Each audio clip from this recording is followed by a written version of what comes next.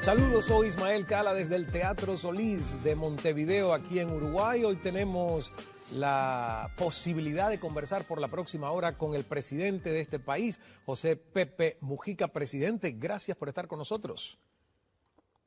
Encantado de estar acá y darle un abrazo y un saludo a su gente. Y es una grata sorpresa porque hemos estado tratando de ver en su agenda si habría un huequito para que se escapara de sus funciones y pudiera concertarnos esta entrevista. Así que me agrada muchísimo de que haya podido estar con nosotros y sorprendernos de momento hoy con la confirmación de que sí podíamos hacer esta entrevista. Usted vino caminando porque creo que está muy cerca el Palacio de Gobierno del Teatro, ¿no? Sí, está muy cerca, está muy cerca. Vino en auto, vino caminando. Es que yo no vengo del palacio, vengo de allá, de afuera, digamos. Ah, ok. Y voy, cuando salga de acá, voy a tener unas entrevistas en el palacio. Allá en el palacio, luego de acá. Porque me dicen que usted es de los que se les escabulla también a los escoltas de vez en cuando y camina solo por la ciudad, ¿no? Lo peor de las presidencias es el protocolo y la seguridad.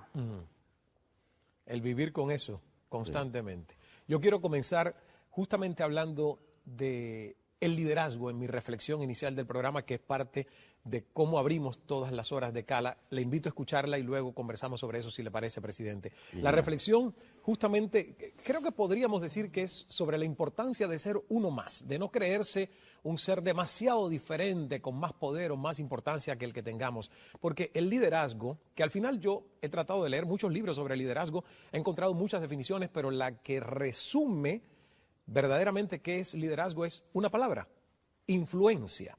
Y yo creo que es un regalo especial que a lo mejor no todo el mundo llega a tener, pero que todos podemos tratar de lograr en nuestra vida, influir positivamente en los demás. Ahora, ser líder no es ser jefe, no confundamos esos dos términos. Quiero ser concreto y hacer una comparación sobre la forma de vida de la mayoría de los presidentes de este planeta, entre palacios presidenciales, carros lujosos, empleados que les atienden las 24 horas, galas, séquitos de seguridad. Lo irónico del caso es que muchos de ellos se autoproclaman socialistas y comunistas y venden en sus discursos buscar la igualdad de los pueblos que gobiernan, pero a lo mejor no es esa igualdad con la que viven.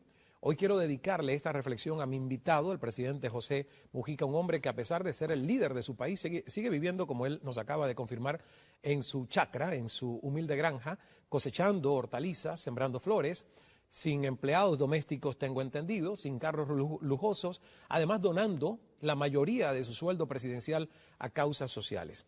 Hablar de socialismo es fácil, practicarlo es una responsabilidad que quizás solo le cae al que la lleva a cabo.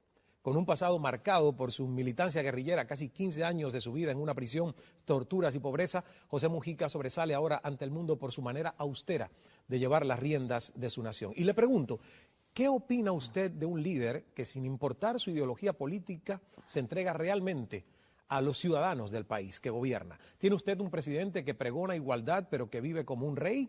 ¿En qué se diferencia un verdadero líder de un jefe designado, impuesto? ¿Qué es liderazgo para el presidente Mujica? Algo que no se impone, que la gente libremente concede, y que no tiene explicación 100% racional, porque nosotros los más viejos somos hijos del siglo racionalista.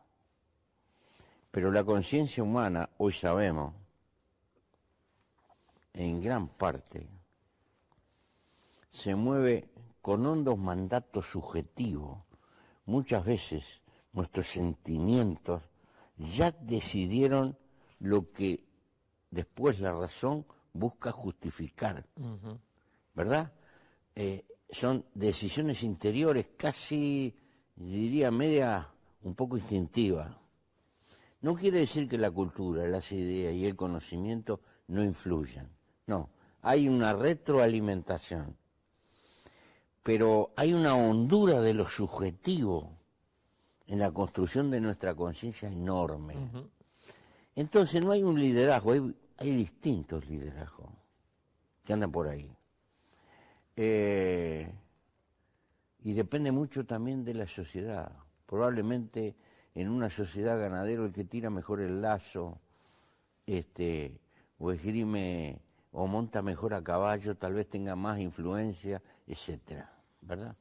¿Usted se considera un presidente demasiado poco común, demasiado raro? Cuando se reúne con los otros presidentes en las cumbres, en las reuniones, sí. ¿se ve como una especie rara dentro de ellos? Yo soy una especie rara, porque no puedo renunciar a lo que soy. Y soy hijo de mi peripecia. Es muy probable que si yo no hubiera vivido las que viví, no tendría esta manera de pensar. Soy muy sobrio. Soy muy sobrio por una manera global de ver el mundo y la vida. No es una improvisación, no es una pose, ni es una cuestión pasajera. Es una manera de ver la vida, andar liviano de equipaje, poco comprometido con las cosas materiales y más bien con menos que más. Sobrio, no quiero usar más la palabra austeridad porque en Europa la prostituyeron, dejan a la gente sin trabajo y parece que eso es austeridad. No, eso no es austeridad. O sea que cuando dicen que el presidente Mujica vive una vida austera, ¿usted no le gusta esa palabra? No, yo prefiero la definición sobria. A ver, ¿por qué? Porque tiene ventaja, porque soy rico en tiempo. En tiempo libre para hacer lo que a mí me gusta, que es lo que menos existe en los tiempos contemporáneos. Cierto. Entonces, si me complico mucho, tengo una casa muy grande, necesito servicio, jardinero, y esto y lo otro, y patatín y patatán, después tengo que tener a alguien que se dedique a administrar, y ese todo alguien tiene que controlar para que no me afanen, y así, y cada vez se hace más complejo. Es como las ciudades modernas, ¿verdad? Claro. Queremos arreglar el problema del tráfico, entonces las agujereamos por abajo, ponemos el tren, después va por arriba los ascensores, y necesitamos auto para llegar rápido, porque el disparate es permitir que la ciudad se haga megalópoli. Ya los mayas lo tenían definido, una ciudad tiene una medida, y cuando iba a crecer más había que hacer otra de determinados kilómetros. Bueno, nuestra vida la complicamos tanto, que le queremos poner tanta cosa, que al final se nos escapa lo mejor de la vida, que es el tiempo, cuidando cosas y no gozando el milagro de la vida. Hablando de su vida, que además es motivo de admiración, de ejemplo para mucha gente que le sigue, que le respeta, no solo en Uruguay, sino en el resto del mundo. Que me respete y que me puedan admirar, sí, pero que me sigan, no. Que le sigan, no. No, porque dicen, qué bien, pero agarran para el otro lado. Ok, pero hablando, por ejemplo, de lo poco convencional que a mí me resulta, y es lo que más me gusta y era lo más atractivo de yo lograr sentarme a conversar con usted, que usted es político, es el presidente de su país, pero yo no lo veo como un político clásico, lo veo como alguien bien atípico. Y yo le he hecho esta pregunta a muchos presidentes y a muchos políticos, porque siento que la política va con la diplomacia, que la diplomacia lleva un ingrediente alto de hipocresía. ¿Cómo maneja usted entonces tener que ser político y estar al frente de un país? Al revés, el camino de la verdad y decir lo que se piensa. Y a veces duele. O a veces lo meten líos. Y lo meten flor de lío y se arman cada lío bárbaro. Pero prefiero el camino concreto de decir lo que se piensa. Al fin y al cabo, lo más cómodo en la vida es la verdad. Después no hay que disfrazarla, no hay que acomodarla. Es como es, chao. Y eso lo digo hacia adentro y lo digo hacia afuera. Pero este es un pequeño país que tiene oficio en eso. Este fue un país que allá por la década del 10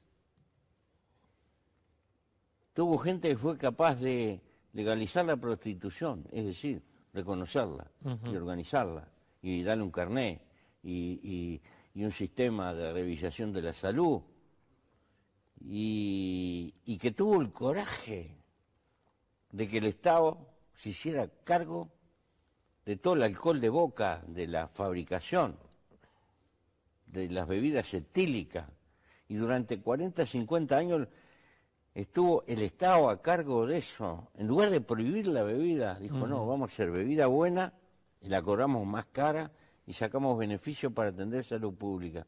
No cometió la genialidad de aquellos que quisieron hacer la ley seca.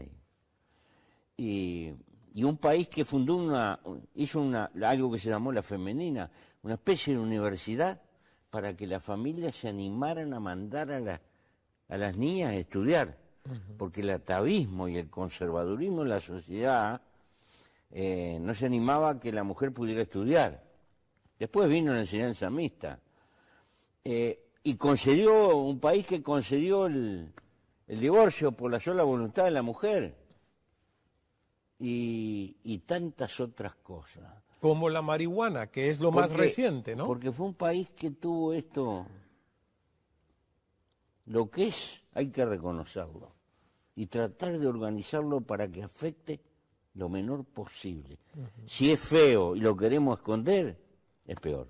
Coraje y audacia. Y yo creo que efectivamente todos esos ejemplos, presidente, que usted nos ha dado, y los más recientes también, la ley sobre el aborto, la ley del matrimonio igualitario, este intento de legalizar los cannabis, la marihuana. No es legalizar, regularizar. Regularizar. Porque el mercado ya existe.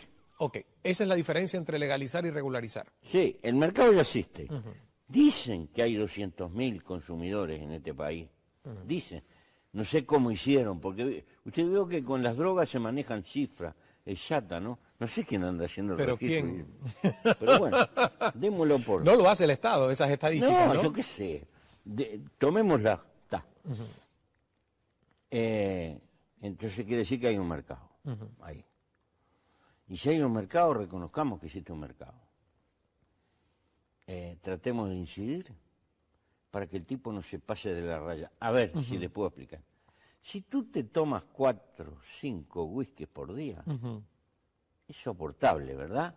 Ahora, si te tomas una botella todos los días, sos un alcohólico, hay que tratarte.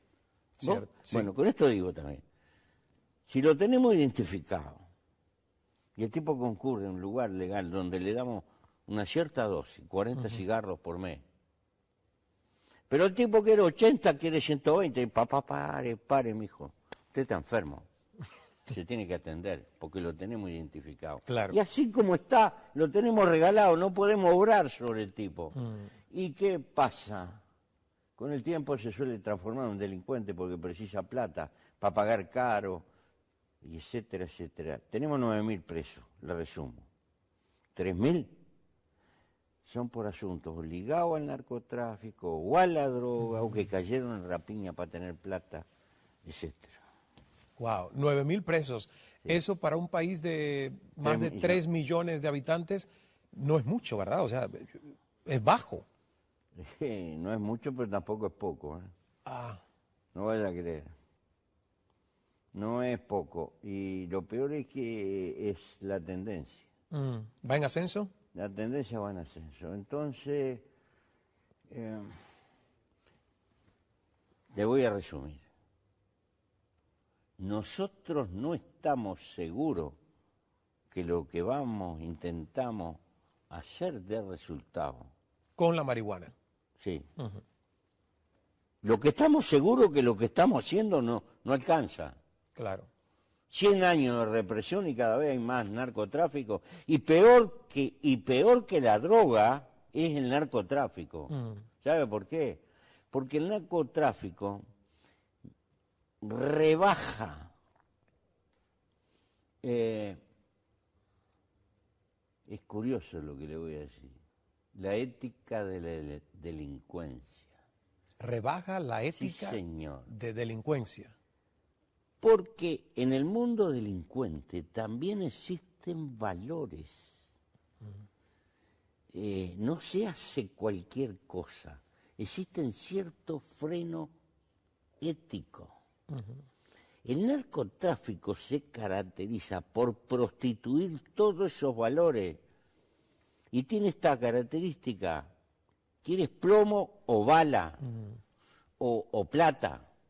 Y se acabó. Entonces, cualquier cosa vale y es permitido. Eso se transforma en un contagio dentro del mundo delictivo, en la vida de las cárceles, y aparece un grado de violencia en la sociedad, que uno no sabe de dónde salió, que es de loco. Se establece una especie de maniqueísmo, de locura en la sociedad, con brotes de violencia que no tienen explicación. Y tienen explicaciones, es que en las cárceles están formando cultura y transmitiendo cultura. Se lo dice un canero viejo. ¿Está? Yo viví muchos años con presos comunes. Y ahí también hay ciertos códigos. Y vamos en la cárcel común, cuando le cae un violador, vaya que le va mal. Un violador de niños, un violador... Vaya que le va mal. Por más delincuentes que sean. Y otras hierbas.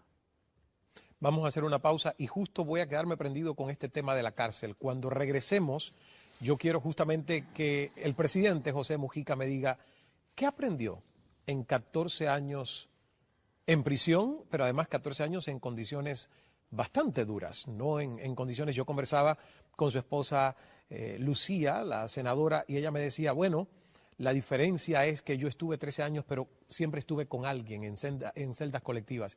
Y usted creo que la pasó mucho peor que ella. Quiero que me comente cuando regresemos. Estamos en una hora en exclusiva con el presidente de Uruguay, José Pepe Mujica, desde este maravilloso Teatro Solís en Montevideo. Ya regresamos.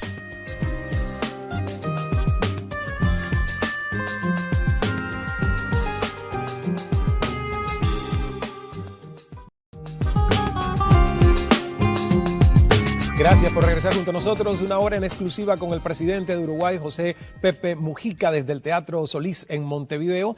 Y bueno, ayer tuve la oportunidad de conocer a esa gran mujer, ese gran ser humano, que es su esposa, la senadora Lucía Topolansky. Y yo quiero preguntarle algo que usted me conteste con toda honestidad. Cuando terminamos la entrevista, yo le dije, no se ha podido confirmar todavía la entrevista con el presidente, señora Lucía. Usted esta noche en la cena puede ayudarme con eso. Y ella me dijo, no te puedo prometer nada porque la agenda del presidente es de locos, pero yo voy a tratar de arrimártelo mañana. ¿Tuvo ella algo que ver en que usted esté sentado aquí hoy? Por supuesto. En mi casa, la que manda más es Manuela, que es la perrita de 3 patas, y después Lucía. O sea que usted sí escucha a Lucía. Sí, siempre. ¿Quién es Lucía? Sí, porque yo ya tuve la oportunidad de conocerla, pero ante los ojos de Pepe, mi compañera, hace muchos años que me acompaña, me soporta y... ¿Sabe una cosa? A mi edad el amor es una dulce costumbre. Dulce costumbre. Pero eso se puede interpretar como bien o como que... No. Es más fuerte la costumbre que el amor. Es que, ¿quién le dijo que el amor no termina siendo una costumbre?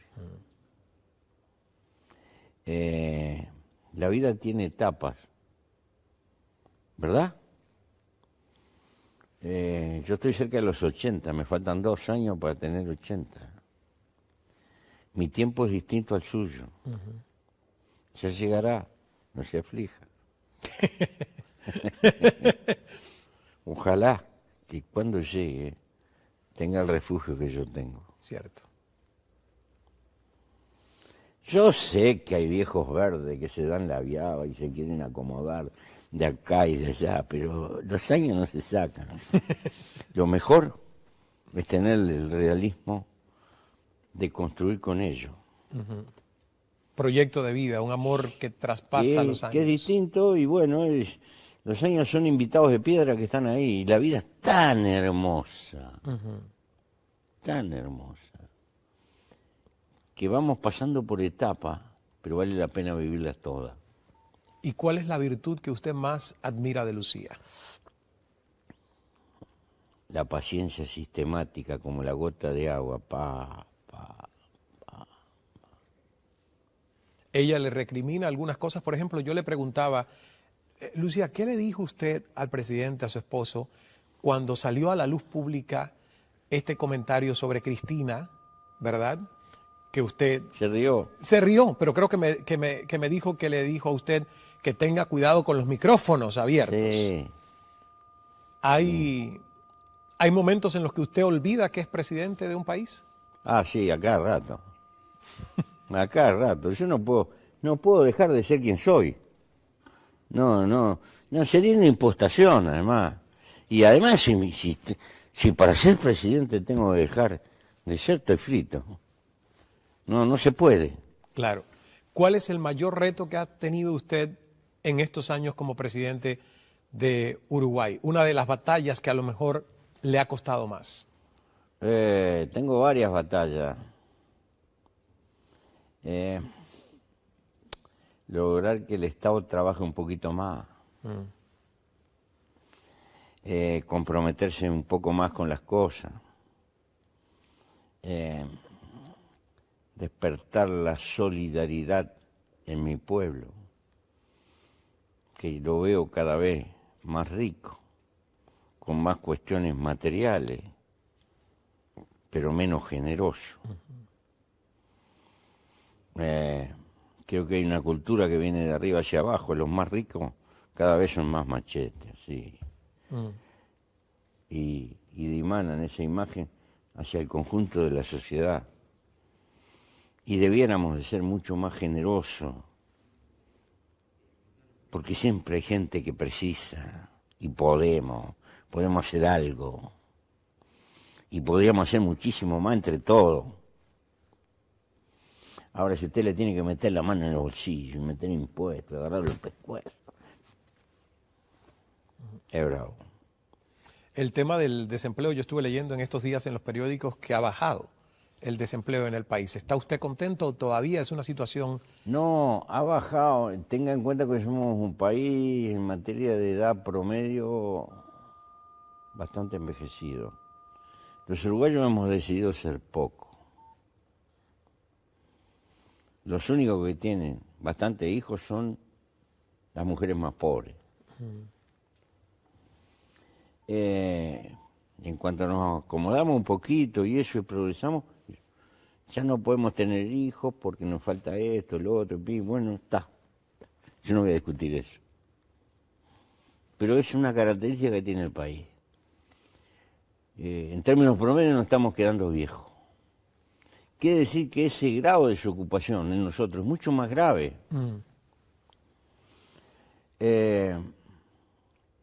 Y tenemos este desafío de carácter histórico. ¿Quién se va a hacer cargo de la seguridad social dentro de algunos años? Entonces, tenemos que desarrollarnos. ¿Qué significa? Tener un país que la fuerza de trabajo tenga altísima productividad. ¿Por qué? Porque le vamos a tener que cobrar flor de impuestos para mantener la cantidad de veteranos que va a haber que mantener. Y si no, los veteranos van a pasarla mal. Así que invertir, desarrollarnos ahora es lo imperioso de la hora. Salvo que venga una ola inmigratoria de afuera, pero no la veo. Que valdría la pena en el sentido de que Uruguay es un gran país para vivir. A nosotros nos cambió la vida la inmigración. Este país lo hicieron los inmigrantes. Sí. Y es un gran país para vivir, así que mucha gente que nos está viendo en América Latina, no sé lo que podría pasar si quiere alguien. ¿Hay maneras legales de venirse a vivir a Uruguay? Nosotros somos especialistas en pegar un tiro en la pierna. ¿Por qué le digo esto? Porque para concederle la ciudadanía a alguien tiene que vivir por lo menos 3 años en el Uruguay.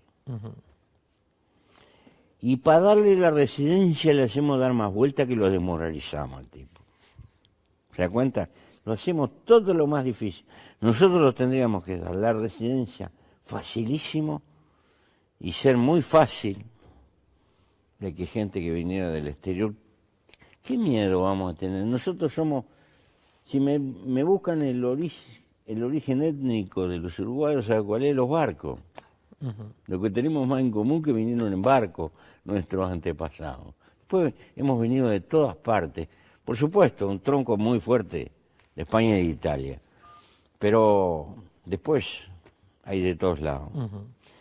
Pero bueno, estos son desafíos que tiene el porvenir, pero uno los tiene que señalar. Claro. Hablando de Uruguay, que mucha gente dice, bueno, el gobierno de Mujica es un gobierno socialista, que apoya proyectos sociales. Pero dentro de América Latina está el bloque del socialismo del siglo XXI.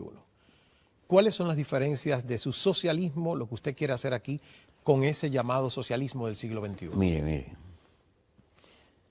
Nosotros somos socializantes, pero como queremos llegar, no tenemos apuro. Porque el camino del apuro demostró que es el más corto para no llegar.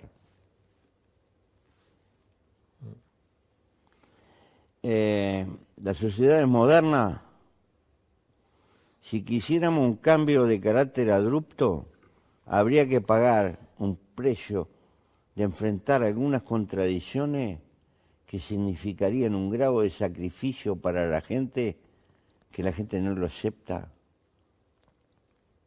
y nos contestaría al revés. Entonces, hay que enriquecer el país y hay que multiplicar la cultura y el conocimiento. Yo no creo que se pueda crear un país mejor a partir de la frivolidad y de la masificación, de la superficialidad en el país. Tenemos que tener como horizonte que prácticamente todos nuestros gurises tengan formación terciaria. Tenemos que plantearnos, y a partir con esos instrumentos, nos podremos plantear una sociedad mucho más socialista, pero que mantenga eficiencia en la producción y en el reparto. Que conviva con el mercado. Que tiene que aceptar los desafíos del mercado. Yo soy autogestionario por definición. Trato de que la fábrica la manejen los propios trabajadores, pero con premio y castigo. Si la cuidan y la multiplican, van para arriba, y si no, vienen para abajo. Ahora, si tengo el papá Estado que se hace cargo de todo,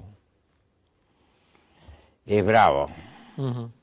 Porque los hombres, cuando la tenemos segura, parece que no nos preocupamos. Totalmente de acuerdo. Por conservarlo. Ese es el problema. Y eso es una gran diferencia, entonces, por lo que me está diciendo, con otros muchos gobiernos de ese bloque del socialismo 21 que han tomado mucho más control en industrias, en servicios, en programas y en entidades a nivel social, macroeconómico en todo un país. Tenemos que irnos a publicidad. Regresamos en esta hora exclusiva conversando con el presidente de Uruguay, José Pepe Mujica, desde el Teatro Solís, una joya arquitectónica y cultural de este país, el más antiguo de América. No se despegue.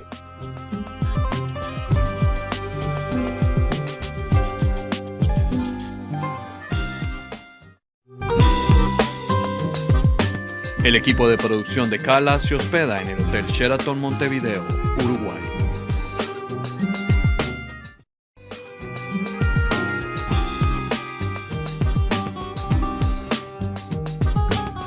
Gracias por estar de regreso junto a nosotros. Estoy conversando en exclusiva para estos especiales de Cala desde el Teatro Solís en Montevideo con el presidente de este país, José Pepe Mujica.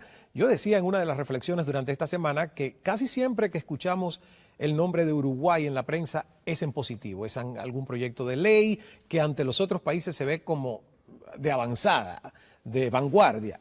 Ahora, ¿tiene algo que ver los 14 años en prisión con las enseñanzas que hoy a lo mejor tiene el líder José Pepe Mujica? Qué sé yo, las cosas que me enseñaron, por ejemplo, que las hormigas gritan. Las hormigas gritan. ¿Cómo es eso? Sí, es literal lo que le estoy diciendo. Hay que tener mucho tiempo para agarrar hormigas y ponérselas acá en el tímpano y sentir que gritan. Porque usted la tiene agarrada. ¿Usted lo hizo? Tan pequeñito, tan aparentemente humilde, pero tantos millones de años más viejo que nosotros que está ahí, ¿no? Entonces, le digo esto como anécdota, mucho tiempo para pensar, ir y venir. Me hice preguntas como esta. Tú perteneces a una escuela que se llama socialismo científico. ¿Qué tan científicos somos? ¿Qué es el hombre? Es decir, ¿qué es lo que trae el hombre como disco duro de su naturaleza? ¿Y qué es lo que se superpone por el tiempo, por la civilización, por la cultura? Porque si no sabemos cuál es lo esencial de la criatura humana, mal podremos transformar nuestra civilización. No me pude dar respuesta a esta pregunta. Busqué en mi memoria y de las únicas cosas, no tenía libros que me pude acordar, eran de los trabajos de Engels, pero no me daban respuesta. Cuando salí de la cárcel me puse a estudiar antropología y acudí a viejos amigos y compañeros buscando dar respuesta. Y ando dando vueltas en eso todavía. Encontrando esa respuesta. Espiritualidad. ¿Qué es la criatura humana? ¿Qué es la criatura humana? ¿Y qué tiene que ver la espiritualidad con la criatura humana? A mí me llama la atención, por ejemplo, que usted es ateo, no cree en Dios. ¿Aún en la cárcel no le venía algo de rezar por alguien que lo ayudara? Es que yo no sé si no creo en Dios. Ah, es agnóstico. A ver. Me he definido jocosamente como medio panteísta. Soy un admirador de la naturaleza. Yo me pierdo 2 horas caminando en el campo, mirando cosas increíbles que dirán, este viejo está chiflado. ¿Verdad? Por el gusto de mirarlas. La naturaleza para mí es un mensaje permanente. Por ejemplo, hay gente que no se puede quedar mucho en el campo porque ya hay la soledad. ¿Qué soledad? El campo es un conventillo. Está lleno de señales y seres cada cual en la lucha por su pitanza y hojitas que se inclinan un poco más buscando la incidencia. Hay todo un lenguaje. Pero hay que tener las claves abiertas para entender ese lenguaje, ¿verdad? Si eso es Dios, tal vez crean Dios. Muy bien. En la naturaleza. Muy bien, me encanta ese concepto. Vamos a ir a la última pausa de publicidad de este programa y regresamos con la última palabra, la reflexión final del presidente José Mujica en Cala.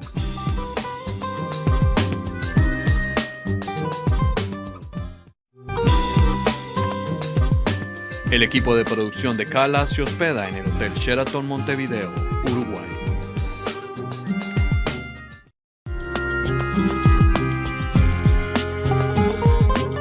Estamos de regreso con el final de esta gran conversación en exclusiva con el presidente de Uruguay, José Pepe Mujica, desde el Teatro Solís de Montevideo. Presidente, nos queda muy poco tiempo, pero ¿cómo quiere usted que se le recuerde? Brevemente, dígame, cuando se vaya de este planeta. No me preocupa eso. Vanidad de vanidades. Yo sé que el hombre quiere mucho la vida y quiere dejar algo que perdure. Pero el tiempo es cruel, el universo es cruel. El tiempo pasa, inevitablemente todo se borra. Yo estoy contento por el hoy, por el saludo, por el abrazo, por el cariño de la gente. Y ya no preciso más premio, con eso me voy feliz de este mundo. Esa era una pregunta, si es feliz, ya me la contestó. Última palabra, 30 segundos, presidente, para lo que usted quiera decirle a nuestra audiencia. No es la hora de los hornos, es la hora de la integración. Para integrarnos y ser en un mundo que se está aglutinando en grandes unidades, tenemos que aprender a soportarnos. Y soportarnos significa capaz de hacer cosas en conjunto a pesar de las diferencias. Yo creo que es una maravillosa manera de terminar este programa. Presidente, muchísimas gracias por su tiempo. Dígale a su señora esposa, la senadora Lucía Topolansky, que le agradezco en nombre de CNN y todo mi equipo y en nombre de todos los uruguayos también. Gracias a usted, a ella y a todos nuestros invitados. Es un honor estar con ustedes. Muchísimas gracias. Muchas gracias, muchas gracias. Y bueno, así me despido recordándonos una vez más que el secreto del buen hablar es saber escuchar. Hasta la próxima desde Montevideo, Uruguay.